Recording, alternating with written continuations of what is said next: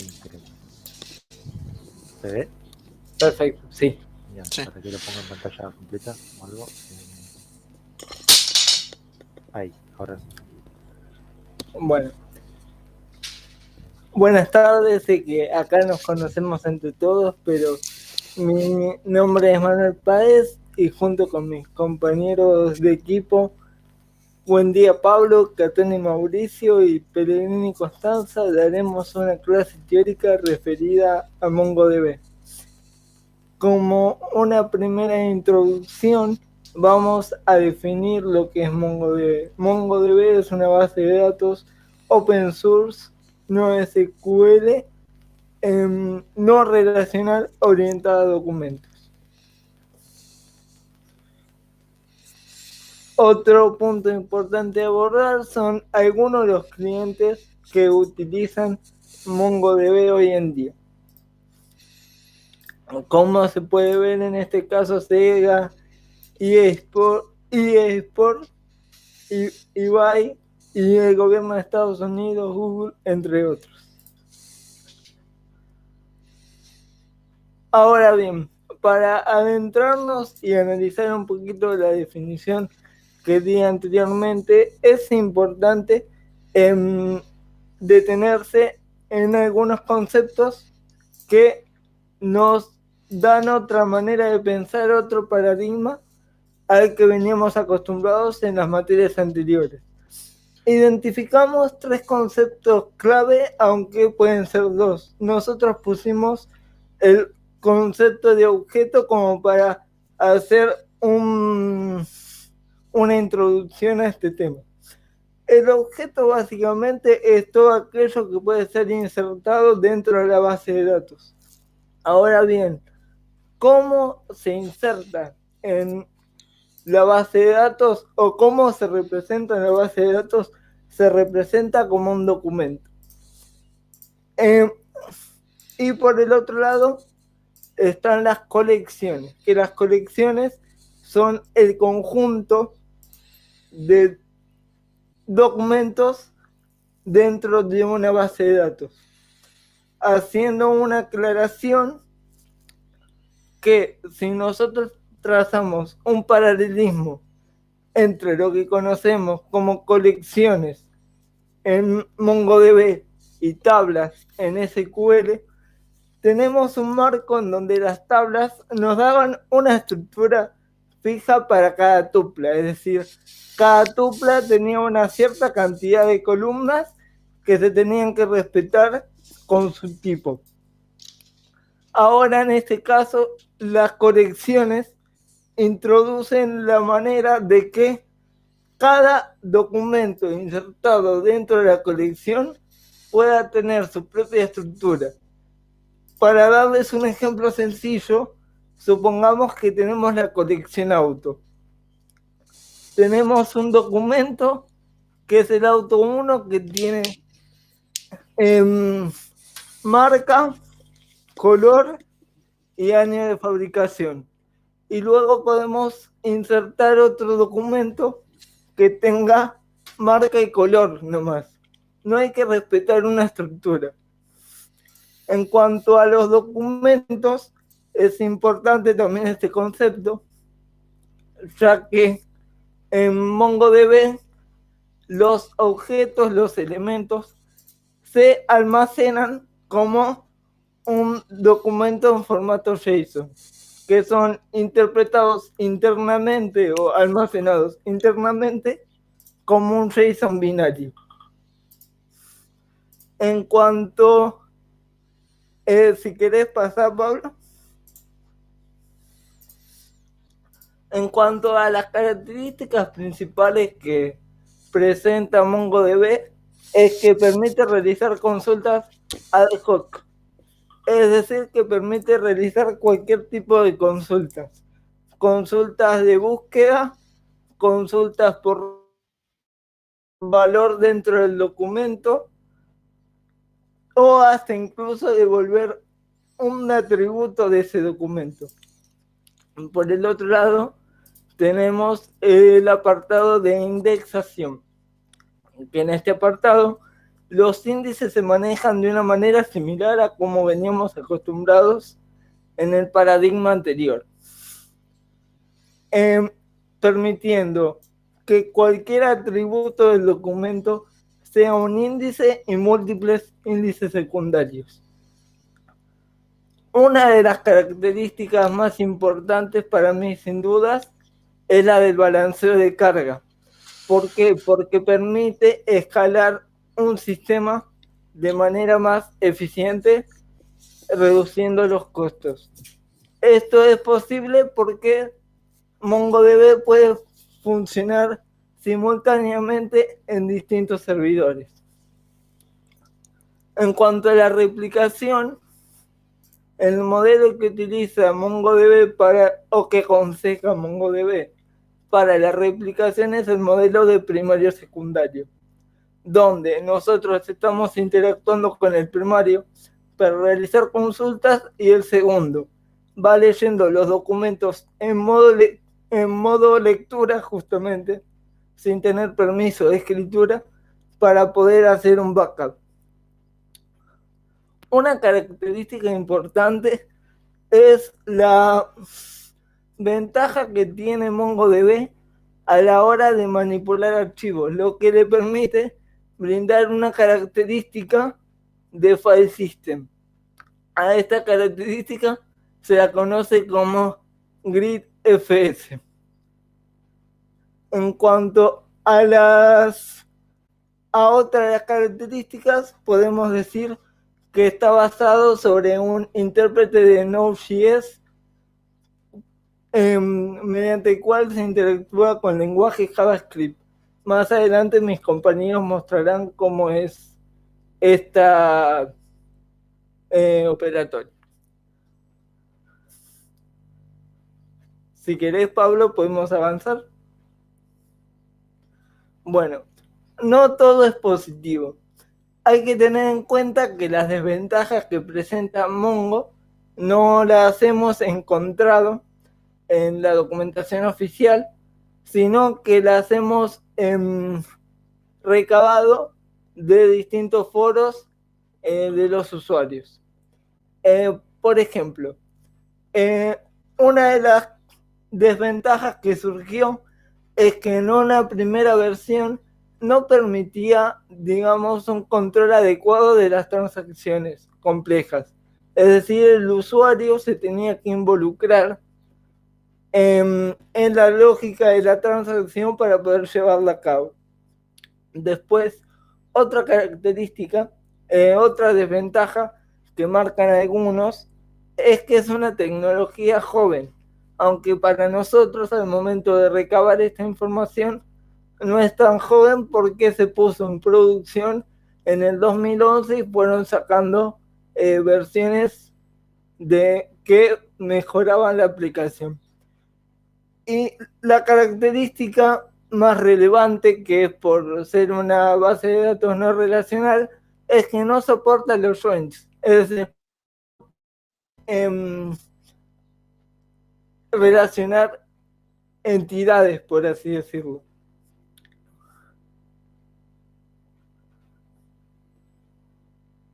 Si querés, Pablo, seguimos. Y bueno, relacionado con los partners, tenemos distintos casos de uso, como lo son los juegos, el comercio electrónico, las votaciones, manejo de estadísticas en tiempo real, entre otros. Y ahora, después de esta diapositiva, le doy el paso a mis compañeros para que sigan con la explicación.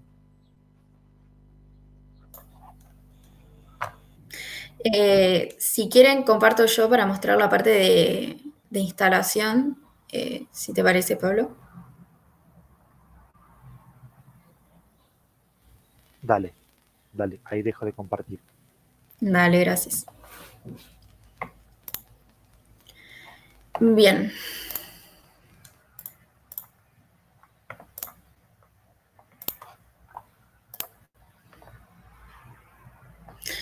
Ok, ahí se ve. Sí. Joya. Sí.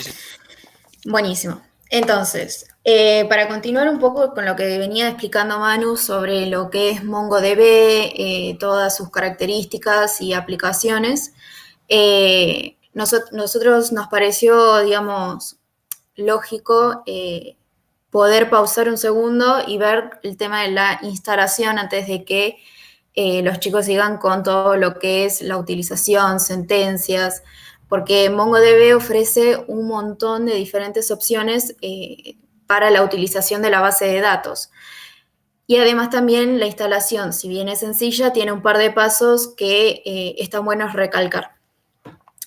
Bien, entonces cuando entramos en la página oficial de MongoDB, con lo primero que nos encontramos es que, bueno, es una de las bases de datos líderes, etc. Pero lo que nos interesa es ir a la sección de acá arriba de software, donde aparecen todas las diferentes opciones, ¿no es cierto?, que nosotros podemos utilizar, como podemos utilizar DBMongo. Entre las que están Community Service, que es directamente bajar el servidor, con lo que se llama MongoDB Shell, que es básicamente utilizar MongoDB, acceder al servidor a partir de lo que es la consola. Después tenés otras opciones como es la Enterprise, que es para las empresas, ya cuando desean, ¿no es cierto?, pagar para poder tener un servidor dedicado, etc. Pero el que nosotros hoy vamos a utilizar es el MongoDB Compass, que es el acceso al servidor, ¿no es cierto?, MongoDB, pero además también viene con una interfaz. Cuando entramos acá, vamos a pruébalo. Y cuando nos encontramos acá, tenemos la opción, ¿no es cierto? Yo, para instalarlo, lo que elegí es la opción de MSI, cosa de que sea más sencillo. Una vez que es descargado, yo la verdad que ya lo tengo descargado, así que directamente vamos a eso para no perder tanto tiempo en lo que es la descarga y demás. Una vez que lo descargamos, nos aparece este archivo, que cuando le hacemos doble clic, esto si lo quieren ir haciendo a la par, o de todas formas, después nosotros tenemos un documento con todos los pasos a seguir para la instalación de Mongo. Después, Fernando, si querés te lo pasamos para subirlo y que puedan replicar los pasos y que no se olviden de nada o intenten acordarse. Le damos al agree. Y acá tenemos dos opciones. O bien lo podemos configurar de la forma completa, ya predefinido, o de forma custom, que sería personalizada. En la parte de complete nos aparece esta sección que básicamente lo que dice es, bueno, cuando vos prendes la máquina y automáticamente MongoDB va a empezar a ejecutarse como un servicio, es decir, va a arrancar. La verdad que para mí no es necesario, entonces lo descliqueo, depende de la necesidad de cada uno, obviamente. Y ahí ya le damos Next, Next e Install. Tarda unos segundos, no tarda mucho la instalación, así que en ese sentido no hay problema.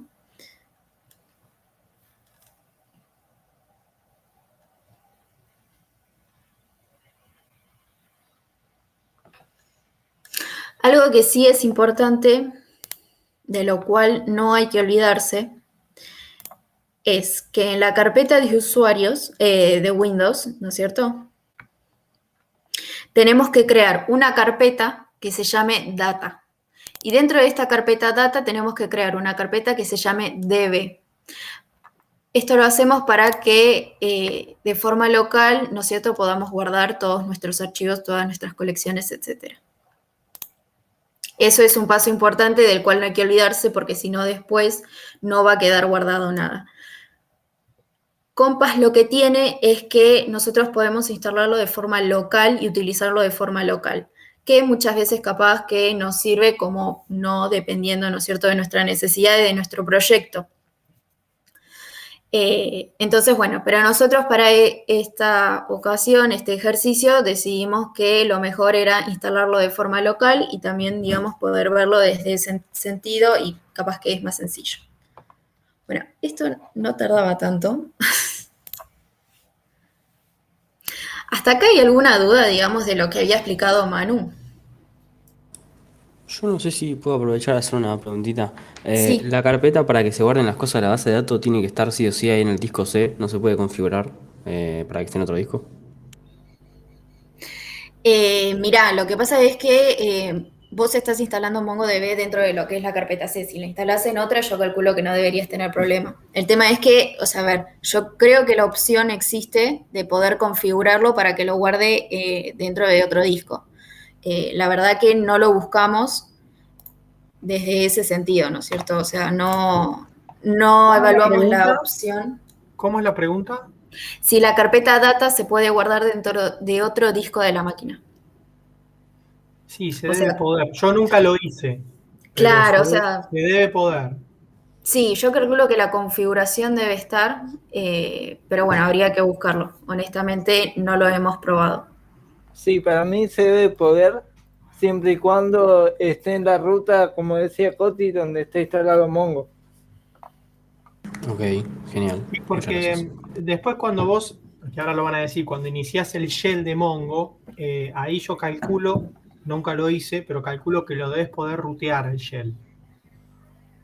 Lo que pasa es que yo siempre lo hice trabajando en la carpeta por defecto, que es Tal cual, C data en la base de datos ahí adentro, digamos. Claro. sí. Bueno, ¿alguna otra duda, digamos, de NoSQL o de algo así, de lo que es documentos, colecciones? Si no, bueno, seguimos. Antes de... Sí, ¿alguien habló? Sí, tengo una duda. Eso que hablaban de que esto estaba bueno para transacciones complejas, me quedó duda de qué tipo de transacciones eran.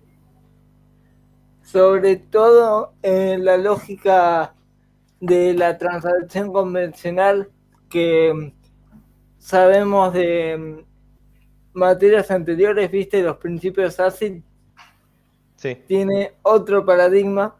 Entonces lo que se hizo fue, como mucha gente estaba acostumbrada, digamos, a trabajar en este sentido, se fueron sacando versiones que soportaban ese tipo de transacciones. No sé si me expliqué bien. sí, Sí. se entendió. Gracias. Bueno, antes de mostrarles el compás, yo les quería mostrar lo que es Shell. Entonces, para poder arrancar con Mongo, lo primero que hay que hacer es abrir una consola. Y en este momento, si nosotros ponemos el comando de que para que corra el servidor, o sea, para que se realice la conexión al servidor, es mongo d, que es este archivo de acá. Si nosotros vamos a archivos de programa, que es donde se me instaló a mí, ¿no es cierto? MongoDB server. Bueno, la versión dentro de bin tenemos el archivo que es mongodb, que es la conexión al servidor, y después tenemos lo que es Mongo. Mongo lo que hace es el PowerShell. Pero si ejecutamos este comando, bueno, dice que no lo reconoce en ese momento. Eso es porque, ¿no es cierto?, nuestra computadora no está configurada para poder entender ese comando desde cualquier lado. Nosotros lo que podríamos hacer en este caso es pararnos acá y poner cmd, que es un atajo, para que nos abra la consola dentro de lo que es la carpeta en la cual estábamos parados. Si nosotros acá ponemos mongodb, pongamos el version, que nos va a decir qué versión tenemos instalada, ahí sí lo va a reconocer. Una forma de hacer que reconozca los comandos desde cualquier lado es ir a lo que es, vamos, a lo que es acerca de, ¿no es cierto?, de lo que es nuestro equipo, ¿sí? Vamos a hacerlo desde acá. Si tengo abierto, por ejemplo, documentos. Dentro de lo que es equipo, este equipo, propiedades, nos lleva a esta sección, y dentro de esta sección es configuración avanzada del sistema. Y acá en opciones avanzadas vamos a variables de entorno, y dentro de lo que es variables de entorno, en esta sección donde dice path, lo que vamos a hacer acá es agregarle la dirección a la cual nos lleva al bin, ¿no es cierto?, en donde estábamos parados acá. Vamos a hacer así. Control C. Ahí va. Si nosotros cerramos esto y volvemos a abrir una,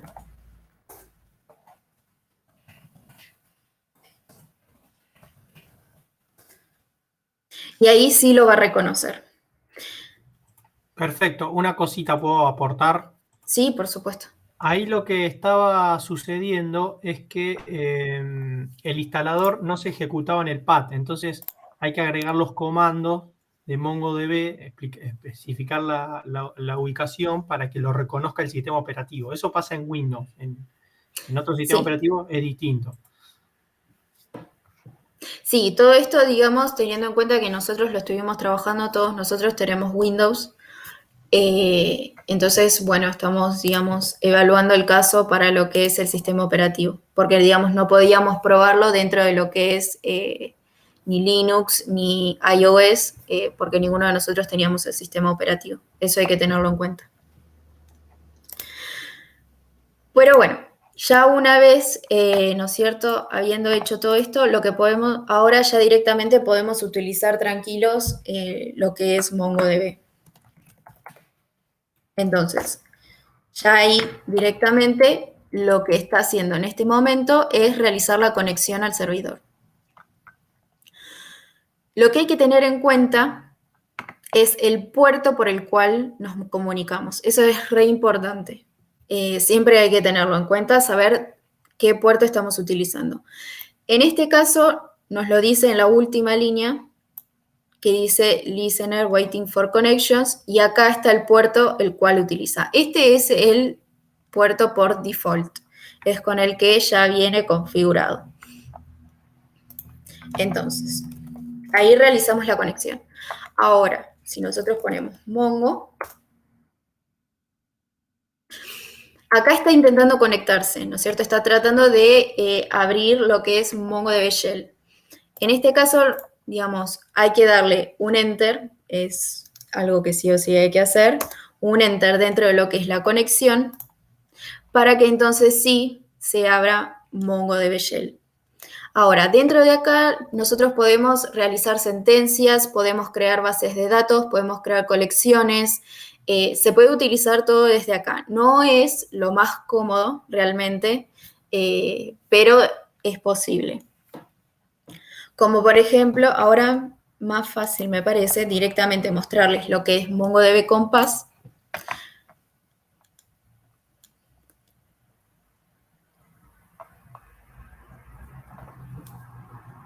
Bien, entonces una vez que entramos, nosotros tenemos por supuesto que conectarnos como hicimos con el DB Mongo Shell.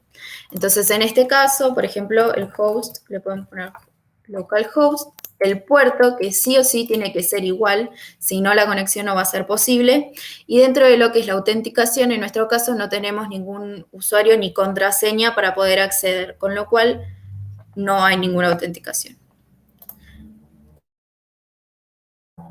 Entonces nos conectamos, obviamente. Ahora, estas son todas las bases de datos que yo tengo de forma local.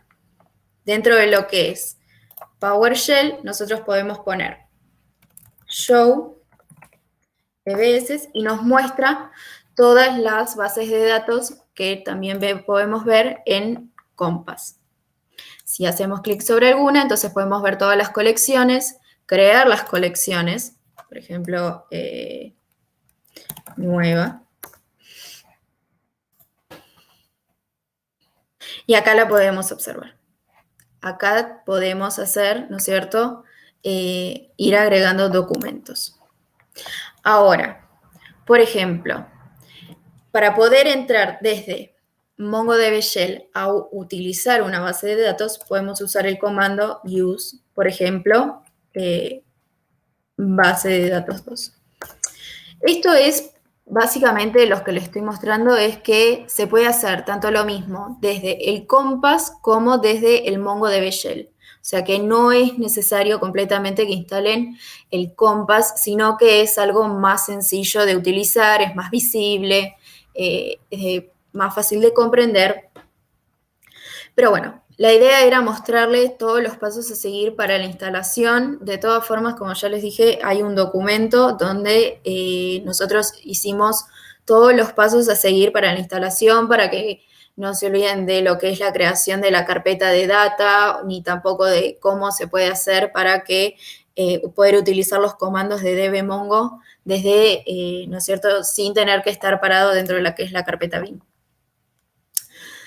Y habiendo dicho todo esto, entonces sí me parece que podemos seguir por la parte de explicar cuáles son las sentencias que existen y cómo poder utilizar lo que es la base de datos de Mongo.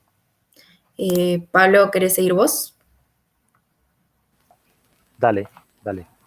Ahora Dale, comparto genial. yo. A ver.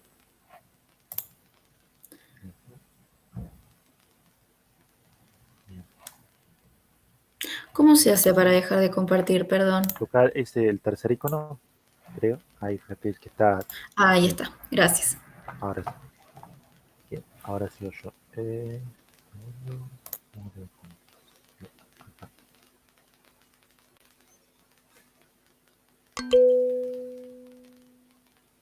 Perdón, apreté yo sin querer. No, pero fue un comentario positivo, así que. Claro. Sí, Nos ayudó. Claro, nos da moral. Bien ahí, Nahuel. Gracias, muchas gracias, gente. Sí. Fue a propósito. Está muy buena la presentación. No le pagamos, quiero aclarar. Me gusta. Bueno, así que sigo yo. Voy a explicar un poco más sobre los comandos que hay que hacer para poder usar Mongo. Algunos de los más básicos. También tengo un par de diapositivas al respecto.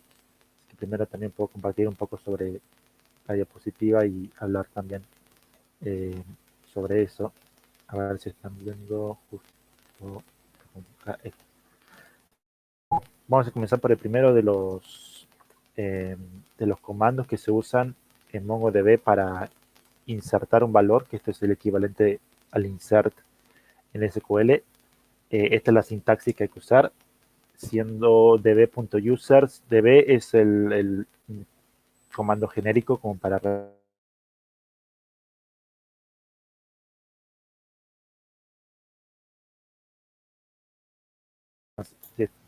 No sé si alguien me muteó o algo pasó porque... Se cortó. Se cortó un poquito. No, pero me dice, acabas de ser muteado por el moderador. Así que no sé qué pasó. Bueno, igual. Continúo. Bueno, la sintaxis del insert es db.users, que users hace referencia a la colección que de MongoDB que se está usando, y insert one, que es la forma de insertar un documento en la colección. Como contraparte, se aclara que es insert one porque también existe el insert many, que es lo mismo pero con varios. Entonces, básicamente tenemos acá los valores que se quieren ingresar en la colección en forma de JSON. Y esto que se ingrese es el documento en sí. Entonces vamos ahora al Compass para mostrar un ejemplo. Lo bueno del Compass es que más allá de que esto es una interfaz gráfica, acá abajo tiene, si alguien lo instaló y no lo vio, tiene un Mongo SH como para poder directamente usar el comando de Mongo de acá, desde acá. Así que eso está bastante bueno. Acá tengo varias bases de datos de ejemplo que fui cargando. Se nota que no tuvo demasiada creatividad con los nombres porque le puse así. Pero bueno, voy a usar un par de ejemplos para mostrar las bases de datos en las cuales tengo acá, como acaba de hacer Constanza. Yo un comando que utilizo para mostrar la base de datos también funciona acá. Y yo, por ejemplo, ahora, como se ve en el Mongo, estoy ahora parado sobre la base que se llama... Ahí no se escucha, Pablo, no sé si estás hablando. ¿No se me escucha? Hola, a ver. Hola. Yo escucho, Sí, sí, se Yo sí escucha. lo escucho. ¿Sí? ¿Se escucha bien? Entonces yo. Ah, bueno, ok. Continúo. ¿Qué te iba a decir? Ah, sí. Bueno, básicamente acá yo tengo la base de datos y yo puedo saltar a una base de datos diferente con el comando use, como había mostrado Constanza. Lo interesante también de MongoDB es que incluso el use y la base de datos funciona siempre, incluso si esa base de datos todavía no existe. Si la base de datos no existe, cuando yo uso un use, la crea directamente, porque es algo muy simple de hacer para Mongo, supongo. No, supongo no, justamente por eso. Entonces, por ejemplo, yo pongo Ahora si yo estoy parado en una de estas bases, yo puedo poner un use config, salto config. Ves que me cambió el nombre config. Pero si hago, por ejemplo, use base nueva, no existe, como ven acá, no existe esta base, bueno, funciona. Me dice base nueva, no existe. Pero incluso si refresco esto yo, no me aparece todavía la base de datos. No me aparece acá base nueva, no existe. ¿Por qué? No va a aparecer hasta que yo no inserte algo adentro de esa base. De la misma manera, eso aplica para las colecciones, que es básicamente el equivalente a las tablas en la base de datos SQL. Si yo inserto algo en una colección que no existe, la crea directamente. Existe también un comando para crear específicamente una colección, pero ya con insertar algo en esa colección que todavía no existe, se crea sola. Por ejemplo, y ahora sí puedo hacer el comando que recién vimos en Coso, en el ejemplo, voy a crear una colección que no existe porque esta base de datos la acabo de crear. Debe users.users.insert1. Acá me ven que me sugiere las dos. Voy a poner insert1. Acá pongo entre llaves el JSON. Voy a poner name Pablo. Bueno, ahí, perdón. Yo quería agregar un campo más, pero justo puse enter y me olvidé de hacer el shift, entonces me lo creo directamente. Acá lo que me devuelve es, una vez que hago el insert, me devuelve un JSON que tiene dos cosas. Uno, el acknowledge, el ACK, básicamente, que te informa que sí se logró crear el archivo. Y otro, el ID del objeto. El ID del objeto es algo único y repetible para cada documento de JSON. Si no se lo aclaras, te lo crea solo. Y usa este tipo de hexadecimal para meterle un valor único y irrepetible. Pero se lo puedes aclarar. Pero ahora, por ejemplo, si yo refresco, ahí sí me va a aparecer esta nueva base que no había existido antes. Y si voy acá, veo que tengo ya una colección que la acabo de crear yo con este mismo comando, users, y un documento. Y si voy acá, veo que tengo este documento que tiene dos campos. La ID, que yo no la mandé, la creo sola Mongo, y el nombre. Yo puedo, si quiero, también mandarle una ID por mi cuenta. También. Porque puedo hacer ID, por ejemplo, guión bajo ID, 2 puntos, poner 12. Y se me fue el comando. 12.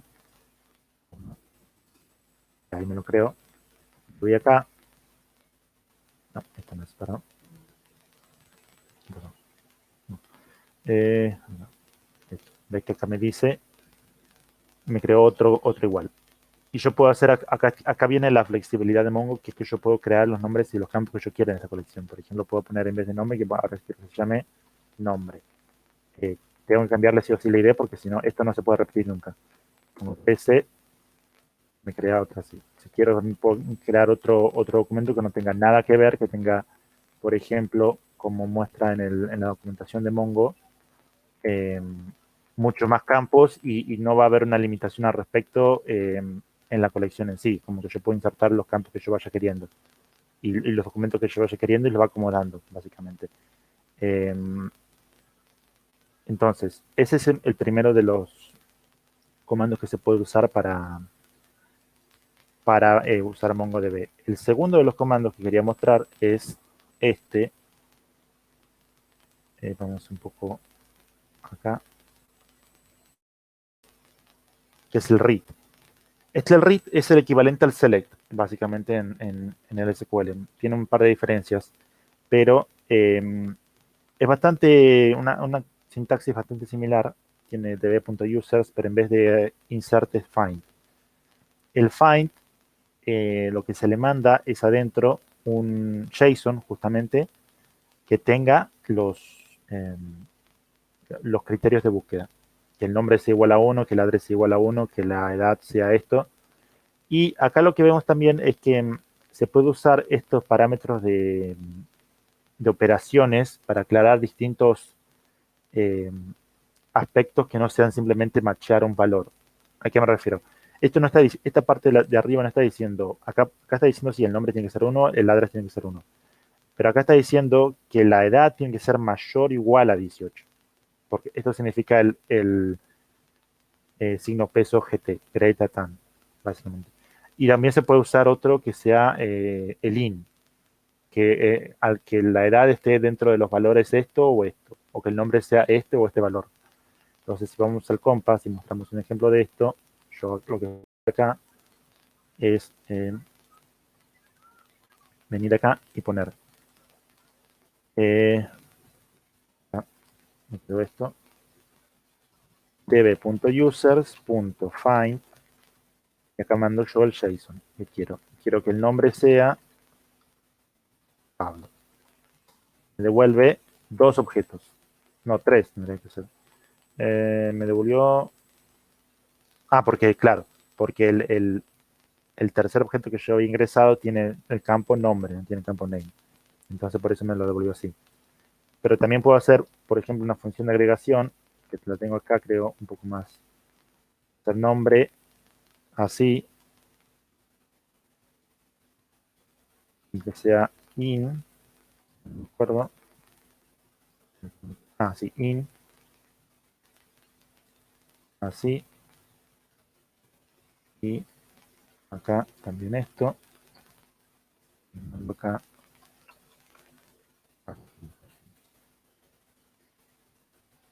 creo que no estoy, me falta una llave acá, nombre acá.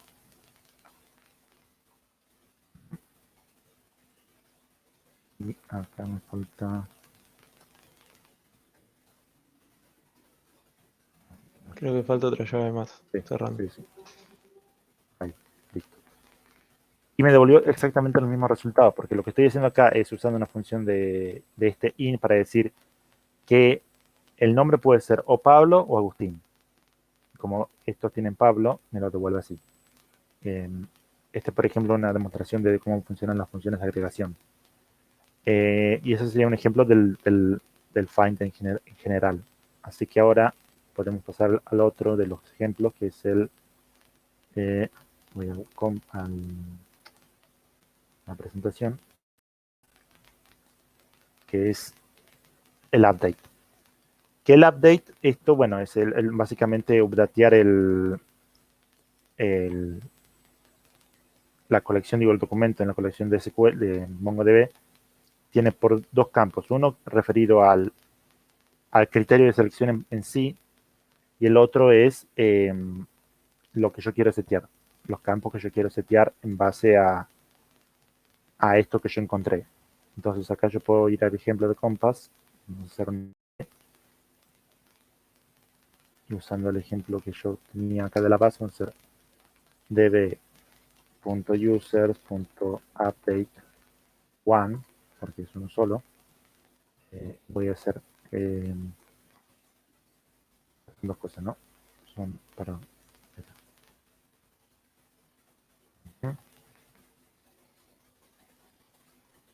Vale, desde hecho, no sé, nombre, Pablo.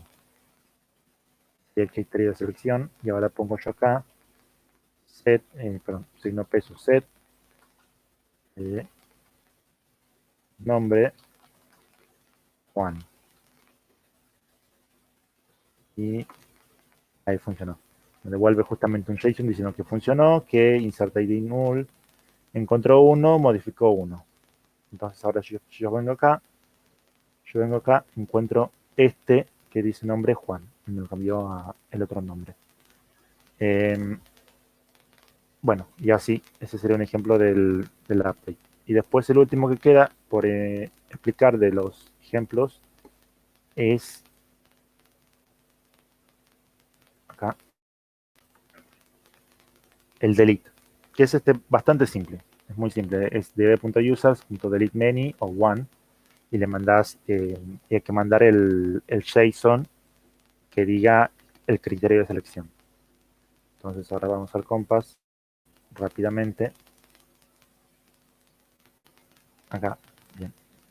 Ponemos db.users.delete one, JSON que diga donde nombre sea igual a Pablo. Ahí. Creo que, no estoy seguro si funciona, creo que me comí algo, sí. Ah, porque ahora lo cambié a Juan, claro. Me olvidé. Nombre igual a Juan. Estoy buscando, como el nombre del campo del criterio de selección es nombre, no me va a encontrar ninguno de estos, solo va a estar trabajando con este. Pero entonces ahora yo pongo este, ahí sí, me lo tendría que borrar, ya me lo borró. Esas serían las 4 formas de ingresar, datear, borrar y seleccionar datos. Pero existe algo más en el MongoDB que es el tema de la agregación, que es una especie de select más avanzado, porque básicamente lo que hace es toma un dato y lo procesa en lo que ellos llaman un pipeline para lograr devolver un dato procesado más allá de simplemente seleccionarlo. A lo que me refiero con esto es, por ejemplo, que uno puede agarrar acá en esta pequeña colección que yo había creado y crear un match que sea así. Esta función match es el equivalente al find, es básicamente lo mismo. Pero acá lo que yo tengo que hacer es, si mal no me acuerdo, ahí, esto,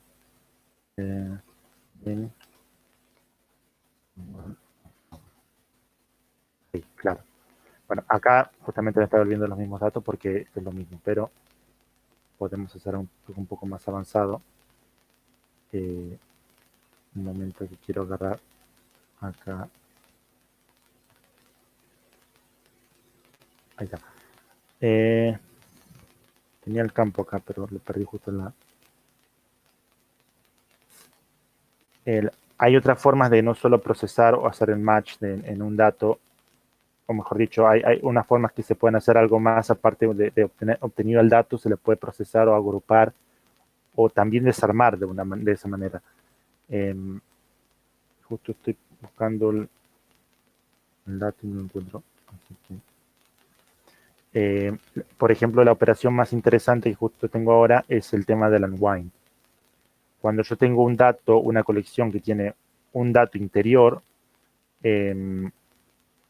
lo que yo puedo hacer es, con este pipeline de agregaciones, desarmar ese dato en datos más pequeños. Entonces, por ejemplo, quiero usar un ejemplo que tengo acá para poder hacer un dato un poco más avanzado. Lo tengo, acá está. Acá está. Sí, sí. Acá, esto. Copy. Voy a usar un ejemplo que está en la documentación de Mongo. Acá yo estoy ingresando varios datos. En este caso es una colección que se llama Inventory, pero ya que estamos, vamos a usarla en la colección que estamos usando antes, que es Users. Acá inserte los datos y si yo voy acá a documentos, me aparecen los nuevos datos. Tiene varias cosas, tiene item, quantity, status y tiene arrays de datos adentro de ese documento. Entonces lo que yo puedo hacer es ir acá y decir, quiero solo los datos que tengan item planner. O sea, quiero seleccionar esto solo. Bien, genial. Vengo acá y pongo item planner. Bien, y ahí obtuve el dato. Este es lo que te dice acá, qué es lo que obtenés después de hacer este match. Obtuve un solo dato. Pero ahora quiero desarmar este dato en estos dos datos. Quiero obtener estos dos datos. Y acá yo puedo agregar el unwind, que es esto. Vengo acá, pongo unwind. Tengo que poner... era así. No.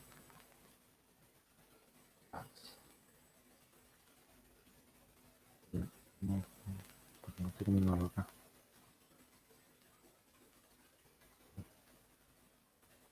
Yo tenía acá justo.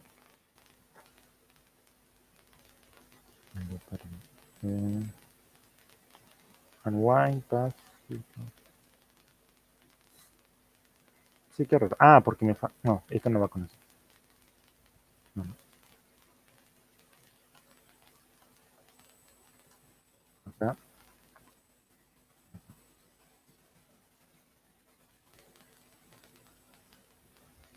Bien. No me estaría funcionando esto. No estoy seguro por qué. Porque esto tendría que haber desarmado los datos. Pero no lo hice.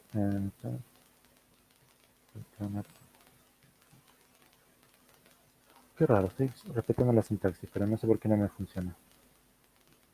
Creo que no lo está tomando como. No lo está tomando verdaderamente como un dato. Ahí está, bueno, claro. Porque esas dos opciones de abajo, los dos parámetros, son parámetros que se agregaron después en versiones nuevas de Mongo. Pero esta era la forma original de hacer el unwind. Entonces, acá me desarmó. Lo que hizo esto, el unwind, es como que en base a este parámetro, me lo desarmó en dos parámetros, en dos documentos nuevos, cada uno con el parámetro único. Si acá hubiera habido 6 datos, blank, red, blue, yellow, lo que sea, esto me hubiera llevado a 4 documentos nuevos. Entonces eso después yo puedo agregar y desarmarlo o agruparlo como yo quiera. Esa es la idea de la agregación, hacer un pipeline, hacer una serie de operaciones una después de la otra. Este unwind se hizo sobre esto, sobre este resultado. Y se van haciendo así, acumulando operaciones una después de la otra hasta que uno llega a lo que quiere exportar. Y también el Compass está bueno porque acá te devuelve el código que hay que hacer, pero por el Compass, digo, por la consola, por acá. Yo voy acá, pongo db.users.aggregate, y pego lo que acabo de copiar de la exportación de acá, de lo que me dijo el curso. Y acá me está pegando esto y me devuelve exactamente lo mismo que me devuelve acá, pero por la consola. Así que eso también me parece una forma importante de mostrar cómo funciona esto. Eso sería el resumen de la parte más básica de los comandos para poder operar con Mongo. Ahora creo que tocaría el turno a mi compañero Mauricio para poder explicar un poco más sobre cómo se aplica esto, pero para MongoDB Atlas. Sí. Ahí comparto.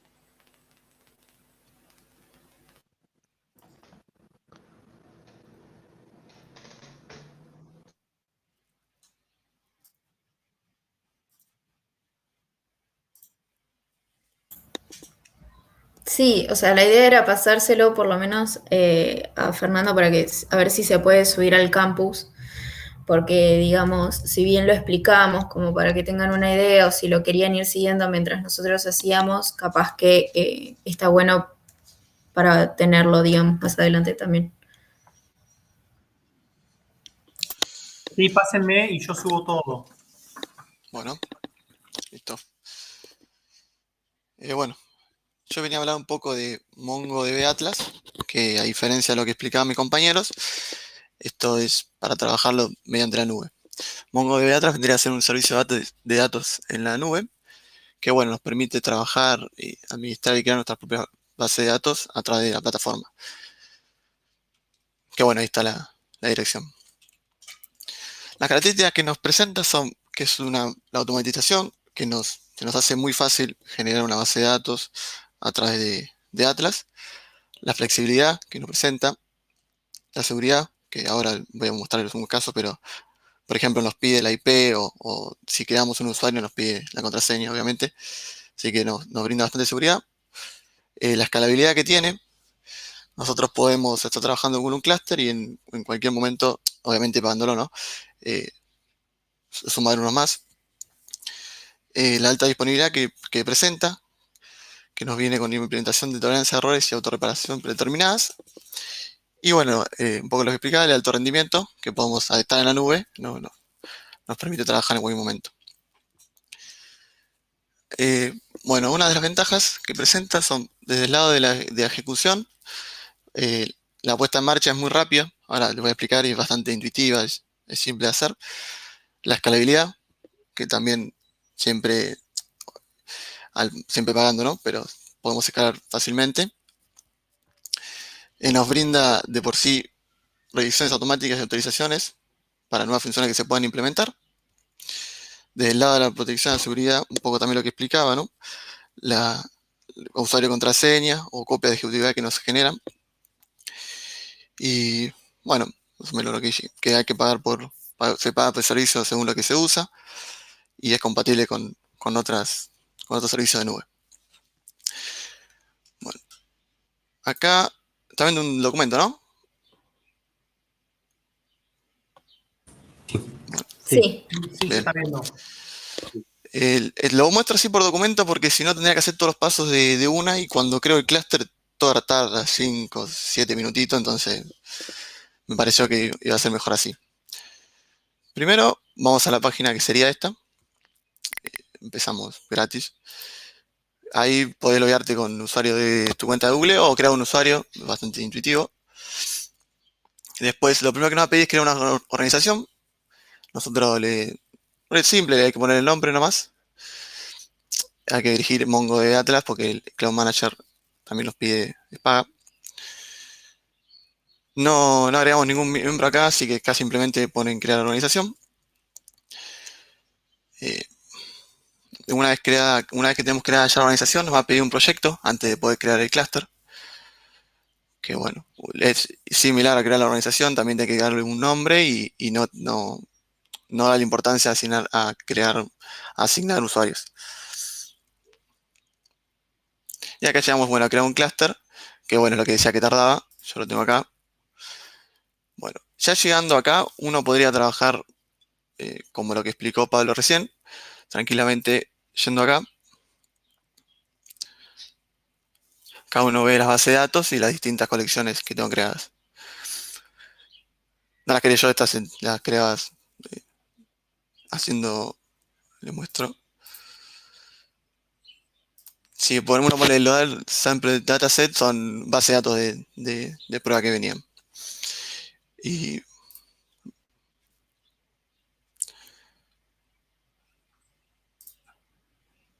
bueno.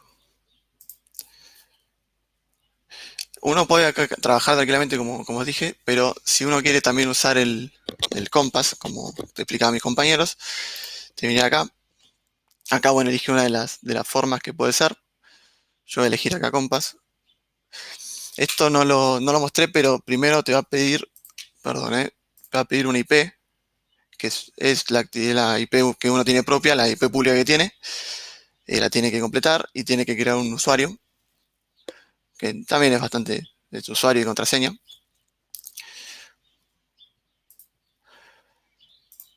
A Compass, bueno, ya lo tengo instalado y acá nos va a dar una URL. Y acá, para que comparto el Compass.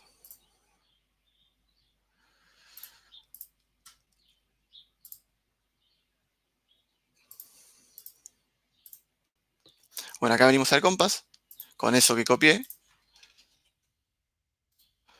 Acá tengo que completar con el usuario que tengo.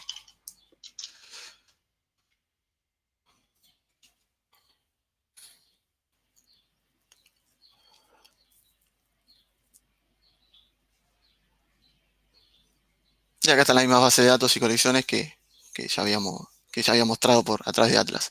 Esto es por una cuestión, por si a uno le resulta más fácil trabajarlo por acá. No habría ninguna diferencia entre trabajarlo desde la plataforma Atlas o por acá.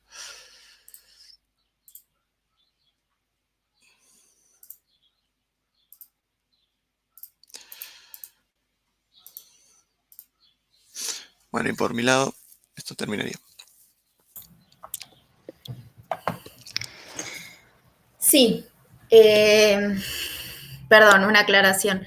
Digamos, esto es lo que es de Atlas, que es una base de datos de servicio. También mencionar otra que era MLab, se escribe MLab con B larga, que bueno, que a lo mismo, igual que Atlas, era una base de datos así en la nube, pero bueno, lo que pasó es que MongoDB compró, tomó posesión de MLab, con lo cual, ¿no es cierto?, lo terminó absorbiendo. Si quieren les comparto pantalla para mostrarles un poco lo que era MLab.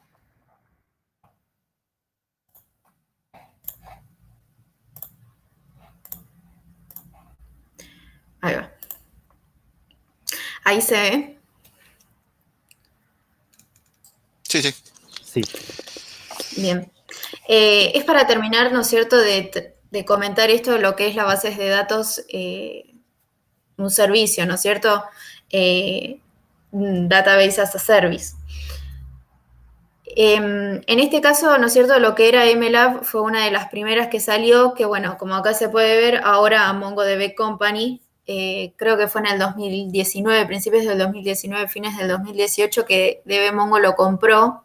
Y hasta ese momento, Atlas, lo que nosotros ahora mostró Mauri, no, eso no era así, ¿no es cierto? Cuando se tomó posesión de MLab, el Atlas apenas sí estaba siendo desarrollado, no tenía una interfaz. Entonces, hasta ese momento se seguía utilizando el MLab hasta que llegó un punto en el cual el Atlas de Mongo, ¿no es cierto?, tuvo una interfaz, se podía utilizar, era sencillo. Entonces, en ese caso, MLab dejó de ser utilizado. Es más, si nosotros entramos a la página y queremos utilizar, como había mostrado Mauri recién, la opción de poder crear un clúster de forma gratuita, con 500 megas nada más, nos lleva directamente a lo que es la prueba del Mongo Atlas. Se los comento porque capaz que al buscar diferentes bases de datos como servicio, capaz que MLab es una de las que surge y resulta ser que en realidad ya no está siendo utilizada más, sino que ya está en desuso y pasó a ser lo que es Atlas. Eso está bueno comentarlo. Pero bueno, esta fue la idea, mostrar un poco de lo que es MongoDB, ¿no es cierto? Explicar un poco de cómo es que se instala, igual tanto la parte de instalación que nosotros tenemos el archivo, los pasos a seguir, como el documento de Mauri. Fernando, si está bien, te los pasamos para subirlo después al campus y que quede ahí. Así que bueno, no sé si hasta acá hay alguna duda de lo que explicamos.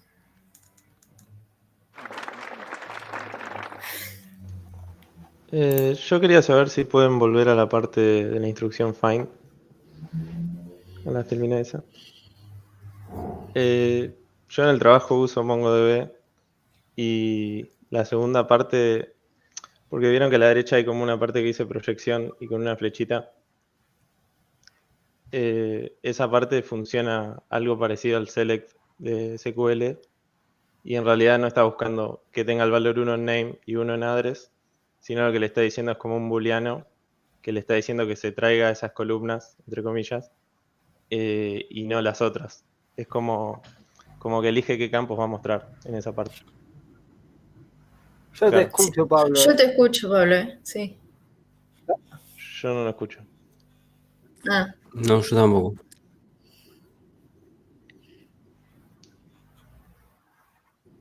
y Pablo, hay algunos que no te están escuchando, no sé por qué. O sea, veo que se mueve la interfaz como que está hablando, pero no se escucha. Yo lo escucho. Qué Yo lo raro. escucho perfecto. Voy a reloguear ahora. Se asustó con la pregunta y se fue.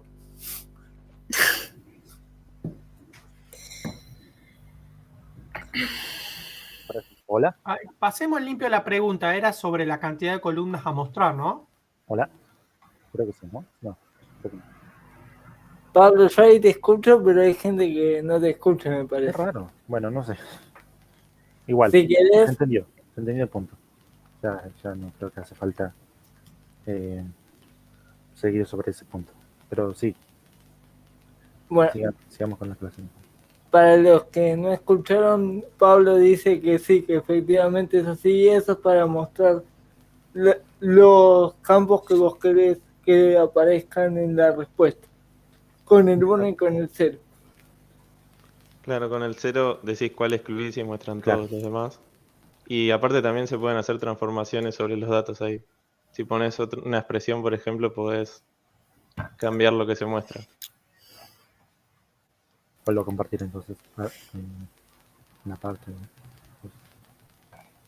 las diapositivas. Ahí en esa parte, si en vez de 1 pones una expresión, te puede realizar un cálculo y te muestra ese dato que elegiste mostrar en vez de ese. Y también puedes agregar una columna nueva que no existía en la colección directamente para el resultado.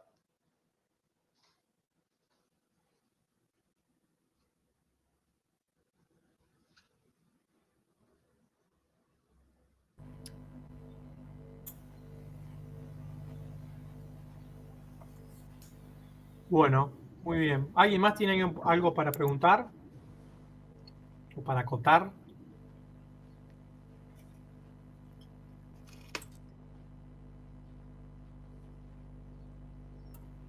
Ahora, la pregunta que les tendría que surgir a todos es, bueno, ustedes ya saben SQL, ahora saben Mongo.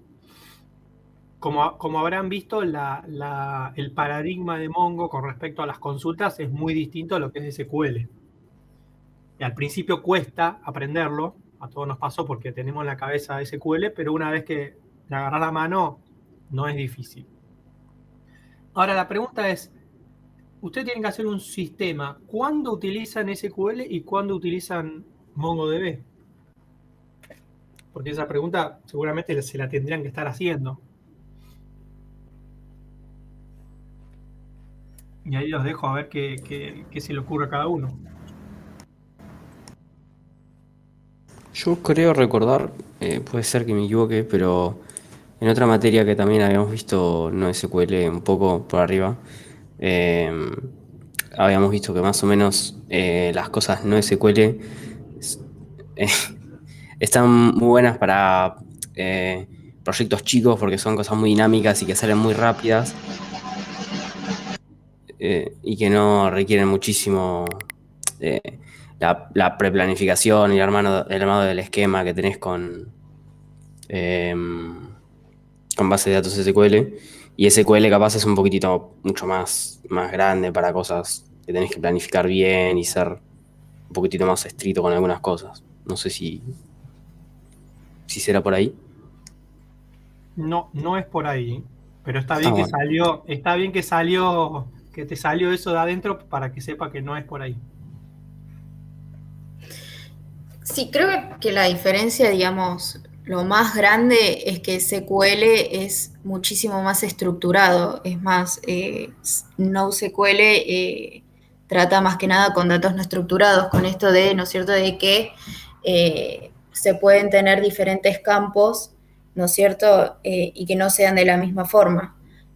Por lo que nosotros habíamos visto también en NoSQL está bueno justamente al contrario de como decían, cuando estamos trabajando con muchísima cantidad de datos, que capaz que con SQL lo hace muchísimo más lento. Bueno, ahí sí, ahí me gustó más. Ahora les hago una pregunta. Supongamos que nosotros tenemos que hacer el proyecto de Mercado Libre. Si ustedes entran a Mercado Libre, a la izquierda tienen una botonera que dice automotores, que dice propiedades, que dice un montón de cosas, un montón de rubros. Ahora, supongamos, tiene 20 rubros. Cada rubro tiene un set de datos, porque el set de datos de automotores no es el mismo que el de propiedades. Propiedades tenés cantidad de ambiente, metros cuadrados, ancho, alto, color, baños, etc. En el de automotores tenés cantidad de puertas, color, tipo de motor, versión, modelo, año, etcétera, etcétera. Ahora, si nosotros tenemos que normalizar eso, ¿cómo hacemos en una base de datos SQL? Es muy complejo. Y incluso cada vez que nazca un nuevo rubro, tenemos que pensar en que posiblemente tenga un diseño lógico de tablas. Entonces ahí se nos empieza a complicar. Eso es en función de lo que decía Constanza recién, que está muy bien. Con respecto a los datos estructurados y no tan estructurados, Mongo lo que nos permite es tener mucha flexibilidad en la estructura de los datos. Eso por un lado. Por otro lado, y en contraposición de lo que decía, ¿quién era que hablaba? ¿Mariño? ¿Antes? Sí. Bien, en contraposición de lo que decía él, MongoDB es rápido, tiene alta disponibilidad y alta escalabilidad. Esas son las 3 características que tiene. Bueno, además de que es multiplataforma, open source, etcétera, etcétera. Pero high performance, high aval de disponibilidad y easy escalabilidad o alta escalabilidad. Entonces esas son las 3 características. Si nosotros pensamos en que vamos a implementar un sistema de IoT, por ejemplo, donde vamos a conectar un calefactor o una caldera y vamos a estar recibiendo información permanentemente, posiblemente nos convenga trabajar con MongoDB porque vamos a poder trabajar con datos semiestructurados, que va a ser muy rápido porque va a estar recibiendo un montón de datos en minutos. O sea, en un minuto va a recibir muchos sets de datos y va a ser escalable y va a estar disponible para ser consultado. Esas 3 características. Como no necesitamos estructurar los datos, ahora, si tenemos que trabajar en un sistema bancario donde los datos son puramente estructurados y necesitamos trabajar orientado a transacciones, bueno, ahí sí necesitamos ir a un modelo relacional donde se relaciona el saldo de una persona con los ingresos, etcétera, etcétera. ¿Se entiende? Me interesa que les quede claro la aplicación práctica, porque en algún momento se van a tener que preguntar esto, ¿vamos por este lado o vamos por este lado? ¿Puedo hacer una acotación ahí? Sí, sí, por supuesto. Yo trabajo como game developer y nosotros usamos MongoDB y creo que está bueno o que lo encuentran bueno para videojuegos por el tema ese de la escalabilidad. Sí. Porque de repente tiene un crecimiento exponencial la cantidad de usuarios y la cantidad de datos que se almacenan también, obviamente.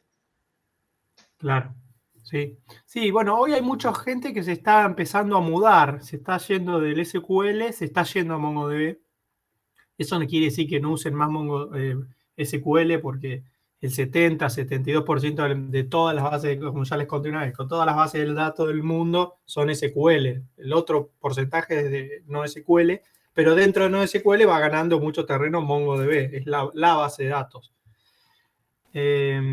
Bueno, eso por un lado. Por otro lado, con respecto a lo de MLab, que comentaba también su compañera, es muy interesante la historia porque MLab surge como un emprendimiento de compañeros de facultad que dijeron, che, vamos a hacer una interfaz de usuario para conectarnos y poder trabajar entre nosotros con Mongo. Y la fueron haciendo, fue quedando muy copada, la abrieron a la comunidad y vino MongoDB y le dijo, muchachos, se la quiero comprar. Se la vendieron. Bueno, ahí nace Atlas, se descontinuó, pero los tipos de esto, algo que empezó como un hobby, se llenaron de plata. ¿Y por qué les digo esto? Porque los aliento a que hagan hobbies y que en algún momento, bueno, se puedan comercializarlo. Me parece muy interesante eso. Todo lo que es aplicaciones real time, generalmente la tendencia es utilizar MongoDB en vez de SQL, en alguna base de SQL. Por eso también se los comento. Bueno, ¿algo más para aportar o preguntar?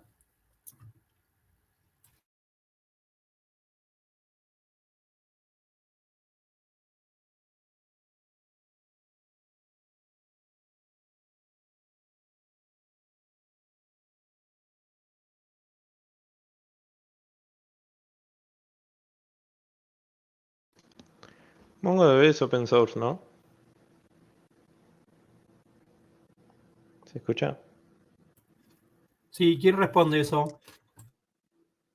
Perdón, ¿está hablando gente? Porque yo no sé, yo creo que tengo el mismo problema que Juan Pablo. Creo que no escucho a las personas, algunas de las personas que hablan. A vos, Fernando, te escucho. Pero hay otra gente que creo que habla y no estoy escuchando. Recién Si alguien hizo una preguntaron pregunta, por si ejemplo, no lo Mongo, escuché. preguntaron si Mongo era open source. Sí, Mongo es open source. Sí, sí, sí. Bien. Creo que Y, la tecnología del Compass, no sé si lo es, me parece que no.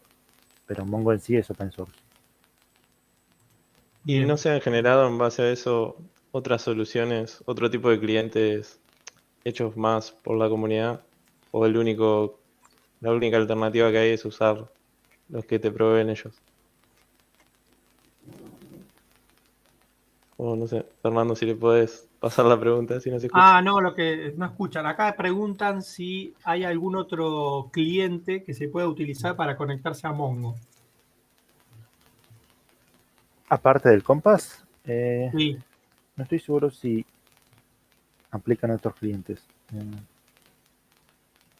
O sea, más que nada por eso de ser open source me parecía que capaz podía generar que haya un grupo de desarrolladores que trabaje sobre Creo eso en que no. paralelo. Ah, perdón, creo que sí. Ahí está el dbeaver, que creo que es bastante conocido para varios SQL. Me parece que sí soporta MongoDB. Así que esa es una buena, por ejemplo. Sí. Así que sí. Bueno, sí, gente, existen alternativas. cortamos acá y la clase que viene entonces tenemos la parte práctica que le toca a otro grupo, que es el grupo 2, el grupo